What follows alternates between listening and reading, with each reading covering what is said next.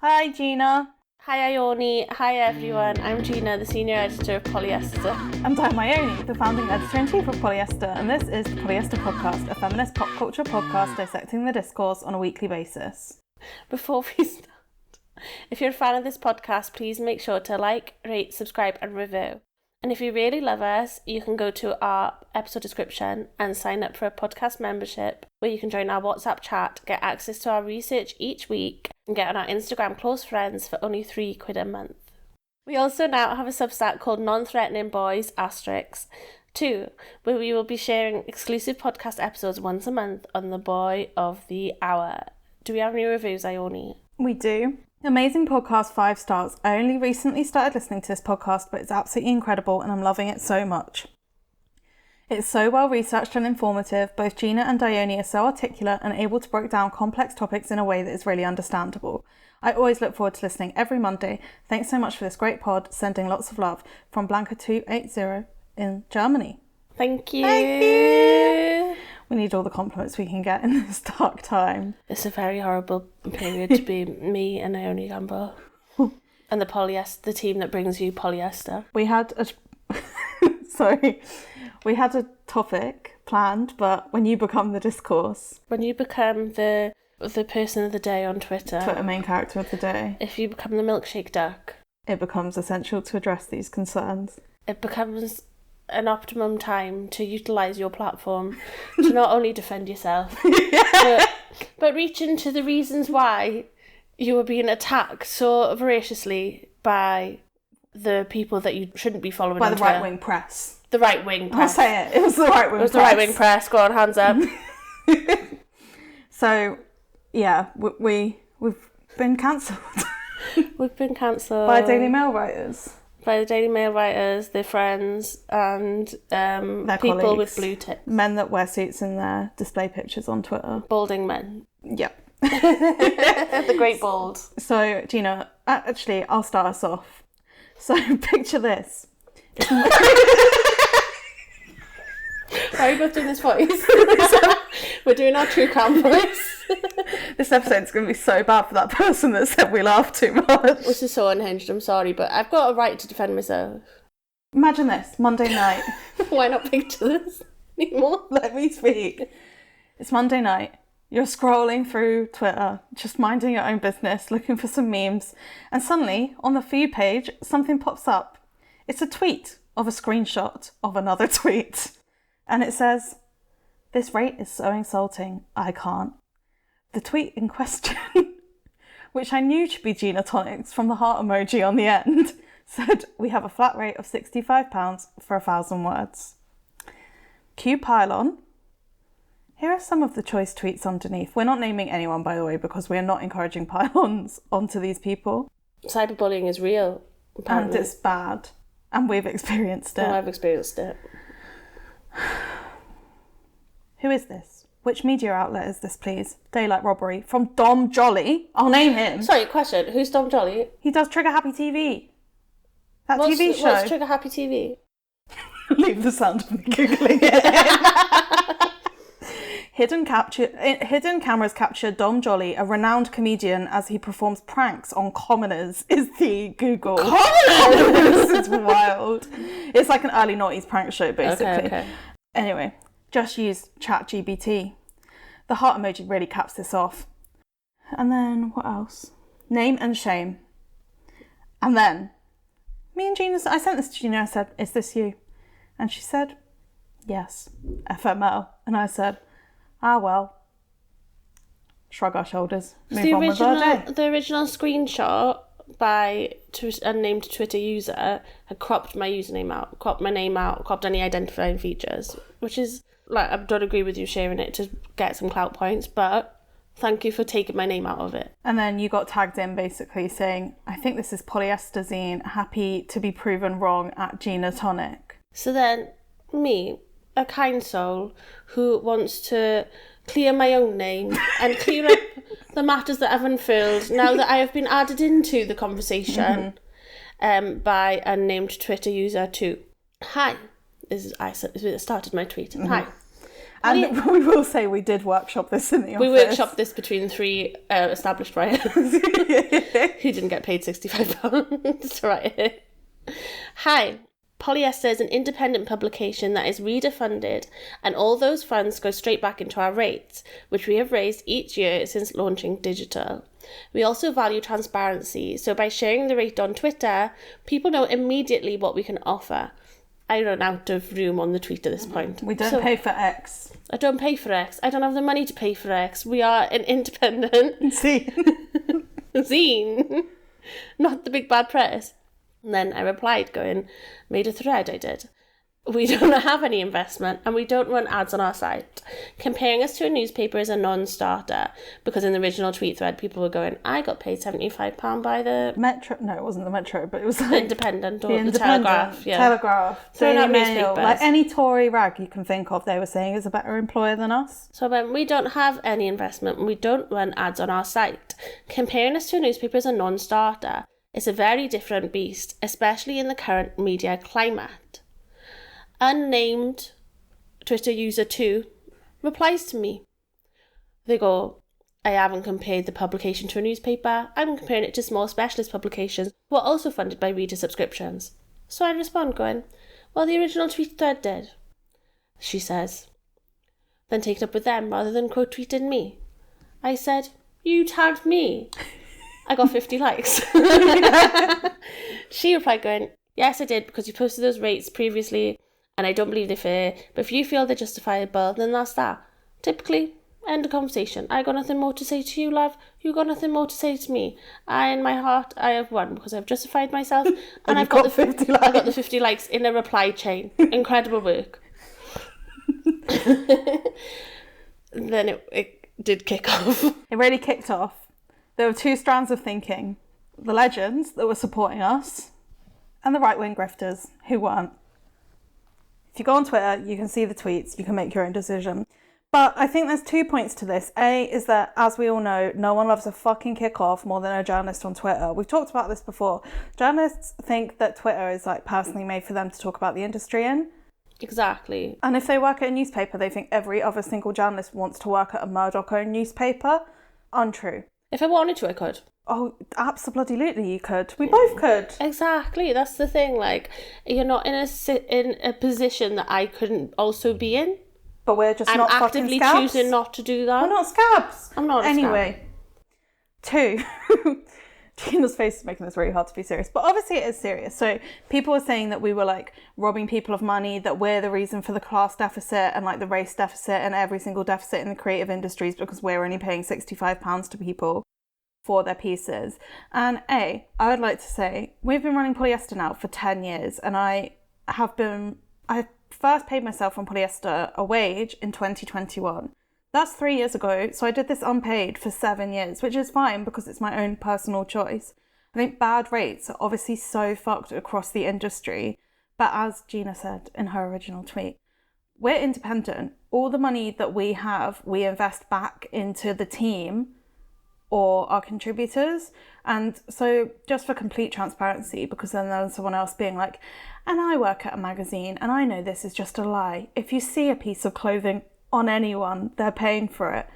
Which is like, okay, maybe if you're a fashion magazine that like is doing fashiony things, people don't want to give money to like a feminist grassroots publication that routinely tells the fashion industry that they're evil. Yeah, literally, like, we're a zine, which is different to a magazine, that people don't, like, really click the difference anymore because we've grown in scale, but we are very much still a grassroots operation who works on, like, nobody takes a profit from this. No.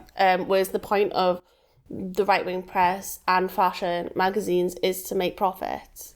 Our infrastructure is that we have 3 full-time members of staff, which is me, Charlotte and Gina, and 1 editorial fellow, which I'm sure like everyone knows how we funded for that, which was through the raffle in memory of Eden. And that was like an amazing way to see the community come together.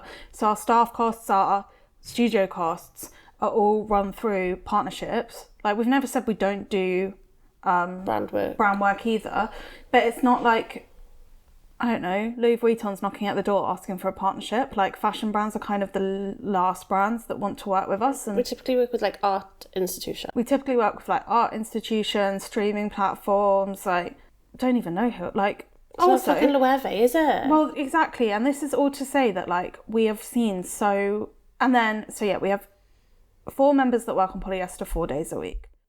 1 freelancer that works 2 days a week. And 2 other freelancers that work 1 day a week. Like, we're not exactly 25 people, do you know what I mean? I still do all the zine layout myself. Gina edits all of the online site content. All of this stuff, like, it's literally just 4 of us sitting round the table going, and not earning that much money. Like, I don't think I've ever earned over, including all my freelance work, including all my book work, I've never earned over 30k a year in my life. Literally. We do it for the love of it. So it's especially jarring and upsetting when people then use our rates to attack us, and then from that try and pretend that they were funding a bigger picture about conversation about the state of the journalism industry. Yeah, I mean, and then from the Dollhouse side of things, like the member platform and our written site content, all of our members' income goes back into the site and commissioning people. So our rate reflects what we're getting in. Exactly. You okay? Exactly. No, I agree with it. Which is obviously something we want to raise. Like, we're not exactly sitting here on our like mountain of cash going, I'm getting 1,000 words on cottagecore for 65 quid. Like, I think, yeah, we'd love to be able to pay people more. And that exemplifies as well, like, we're providing people with a platform to talk about quite niche things that you probably couldn't get commissioned elsewhere. Or, like, you couldn't get commission. Like, I just think, like, the Daily Mail isn't going to commission a piece about, like... They would, but you'd have to find someone with, like, massive tits, and you'd have to talk about, like, Nara Smith's dress for, like, 4,000 words. Yeah, exactly. And you'd have to sell your soul, basically, whereas we're kind of, like, platforming passion, interests, and things like that. Well, I think more importantly, someone was saying during the discourse, being like... And the problem with Twitter, and we were saying this on the Swaddle podcast that we were on earlier last week, so go listen to that if you want more Kamala opinions, is that, like, you think you're talking to a group of people on the internet that, like, are like you, when really you're just talking to everyone. So we send out that call for submissions tweet, like, we know it reaches some of the wrong people, but, like, whatever, it's fine. It's our job to root through that shit. But then Daily Mail journalists look at it and think we're specifically talking to them and want them to pitch. Even, like, cis white straight men who we don't publish on the site think that, oh no, like, how am I gonna afford my fucking flat in Canary Wharf on £65? We're not commissioning you. And 2, like, media is fucked. We've seen all of these small publications close down in the past year, and big publications like Galdem closed completely, Paper Magazine closed and relaunched, so many redundancies, whatever happened with Vice, all of these things that we've been talking about, and yet people are coming after the independents that do exist because we're trying to build a sustainable model of growth. Like, would have it been better for me to take investment early on, which wasn't offered to me, by the way. If it was offered, I would have considered it. Take investment and crash out and burn and have to be closed now. Like, our job, as much as it is a publication, and there is money involved, like, there's no getting around that. But we also, our whole kind of, like, model is that we're helping support and nurture people in a way that, like, is not just monetary. Like, of course, one day we want to be able to pay you £300 for your article on cottagecore, but for now we, like, give really thorough edits. We publish people that have never been published anywhere else. We don't expect bylines. Like, it's scrappy, but I think in a good way. And also it exists as a riposte to all of these other publications that people are going, well, they pay better than you. Yeah, of course they fucking do, because they're taking, like, greedy tech money, and Rupert Murdoch owns, like, half of the media in the world. Like, if you compared his wage and his wealth to what they pay contributors, there's probably a bigger gap between our wage and what we pay our contributors. Exactly. I think it's just redundant to say, like, if you can't meet these goals, you shouldn't be operating. Yeah, that was another thing, people being like, oh, well, if you're not sustainable monetarily, they shouldn't be operating to these standards. And it's just like, maybe we all don't have, like, middle class dreams like you do. Like, obviously I do want it to be all those things, like successful and pay everyone fairly and all of that stuff. But also, it's like, we exist in a realm that's like culture journalism. Like, we're not breaking news. We're not, like, mass distributed, and we're not all of these things. And we've lost all of these publications over the past 10 years from, like, Rookie to ID, all the other ones I've mentioned, that actually nurture young voices. And soon it will be that the only option is a broadsheet or a tabloid, because we won't have anything else. And if that's the journalism industry you want to live in, because you think people are getting paid bad rates while you're probably sitting in your like owned house in the countryside, fine. We live in two completely separate worlds. Like, I'm not interested in catering to your world and you're not interested in catering to mine. I just think people love a pile-on, don't they? Everyone loves a fucking pile-on. And it's also this idea that like journalism and the media is a monolith, where it's not. Like, it's lots of very separate things. And it's definitely like a privileged position to be in any space where you can get like your work published. I think people being, I don't know what I'm trying to say, but like, it's a very different industry to work in at any level compared to lots of other industries. I mean, I think people just like, obviously, in an ideal world, journalism exists in like the way that any other industry does, where it's like regulated and rates are normalised across the board. But even if that was the case, polyester still wouldn't apply because we're independent, grassroots and really defund it. But anyway, I think we want people to have stable jobs. We want people to make what they can, and we want people to be able to live like more than comfortably. We want everyone to be able to thrive. But the argument was that like, well, I work for this place because they pay me enough to make my life good. And it's like, well, some people don't. Like, I would rather take a lower wage and not go and run off for like a Murdoch or like head up another independent, not, you know, like a legacy independent that I know is rotten, and hate my life, because that's what I did before this. Yeah, literally. And like see the media industry crumble as we know it, and there'll be no magazines anymore. Like, magazines aren't even important. We're meant to all have fun here, so everyone get off your fucking high horse, go write your little column and your diary where you're talking about like the Duchess of York's outfit, and we'll be busy. I think, yeah, that's also like, that's such a good point. Like, we're missing the fun in it. Like, I didn't get into writing at any age, at any point, to not be writing about stuff I enjoy. And I've written for like big organisations before where like there's really tight deadlines, you're still getting paid like fuck all for the amount that you're working, you're miserable. Like, it literally led to me having a nervous breakdown and taking a break from the industry for a while, because I was like, I don't really know that I want to do this. I don't really know what my place is within writing anymore, when it was something that I've kind of like shaped my identity around from a young age, because it was something that I enjoyed doing. And I was like, if I don't enjoy doing it, who am I? And then I had to like reconfigure who do I want to be as a writer, who do I want to align with, and would I rather take less money, work a full-time job, which I did for years, alongside doing polyester and writing for publications. That I believe in. And that shouldn't be the case, that you have to supplement that income till you get to a position of seniority where you can then, or like get your best mate to get to the position where you are able to... We met each other through polyester, though. Exactly. Like, I really do believe that shouldn't be the case. But within capitalism, within the system that we exist in, unfortunately, that is what's happening. And to just continue to shit on the people who are offering an alternative that might not be as sustainable for giving someone a lifestyle, giving you like enough money to live your life. Like, how do you think things are going to grow? Like, how do you think things are going to go from 0 to 100? Paying nothing to paying 300 is such a massive gap. They think by kissing the shoes of like these men that clearly don't give a fuck about us. I don't want... Please, can I have 35k? Yeah. Please. Let me in now. Let's have a break.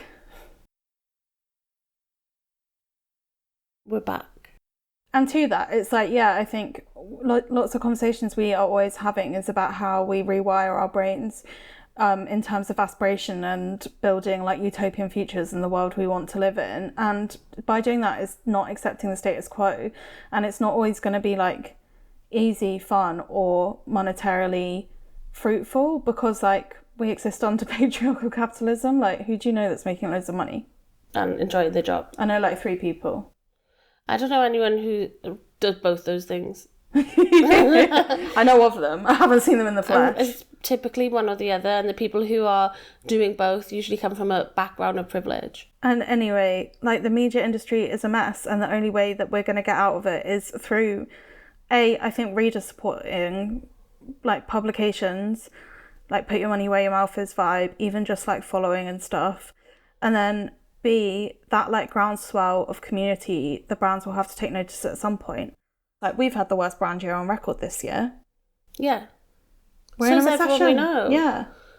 People are shutting their doors. But I also just feel like journalists love to like infight, or like people in the media love to infight and be like, but you're wrong and I'm right because of this. Because everyone's just sitting on their laptops going, Instead of doing your fucking job. Yeah, trying to kick off at each other. And it's just like, we've done very well to avoid it so far. But this week it got a bit out of our hand as well, because it came full circle with the person who originally tagged me in was then trying to be like, you've encouraged a dog pile here. You need to step in and safeguard me. And I'm like, why the fuck would I?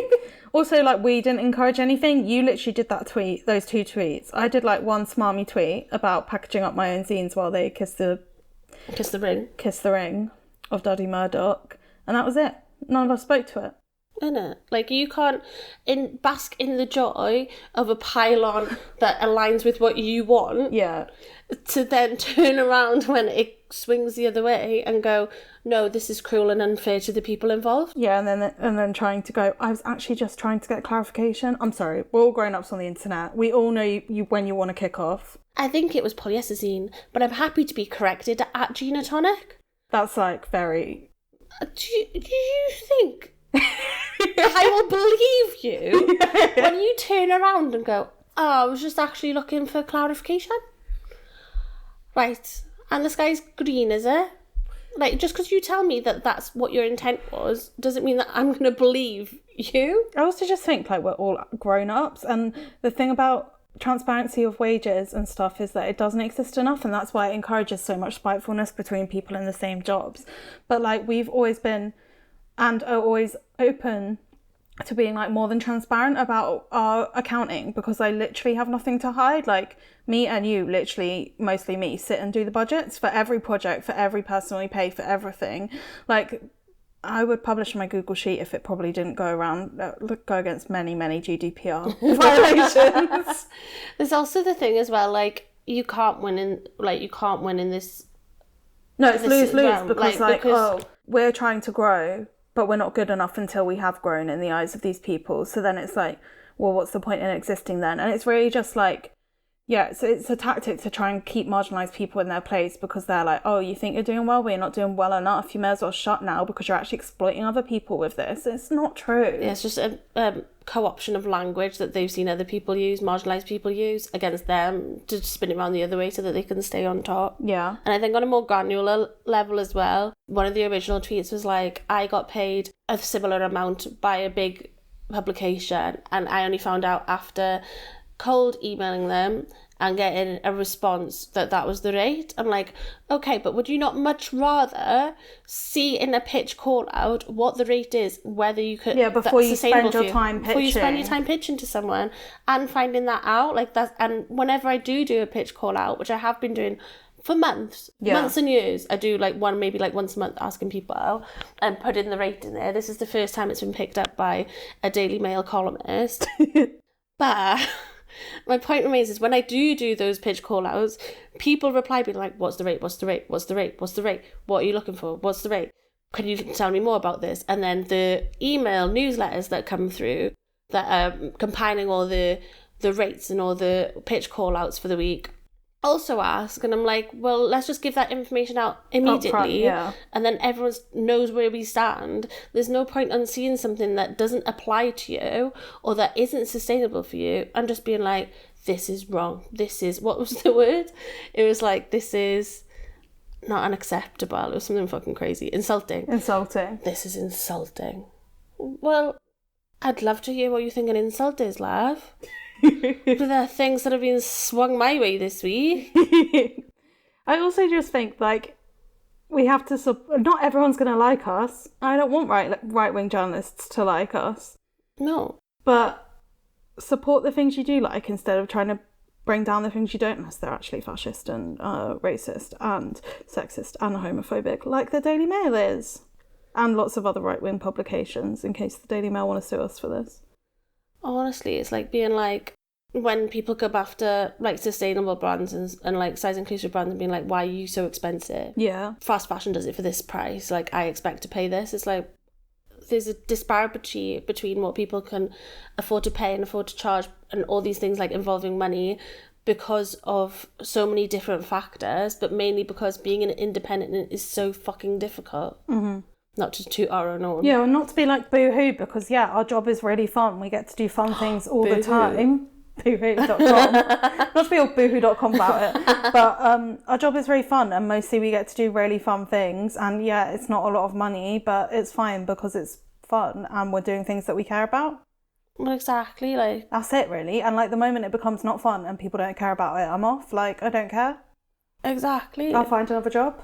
And this year has been monumentally difficult. Like, I've had health stuff. We haven't had any commercial work. And then we've got cunts on Twitter telling us that we're evil and sent straight from hell to ridicule journalists. Journalists should be ridiculed more.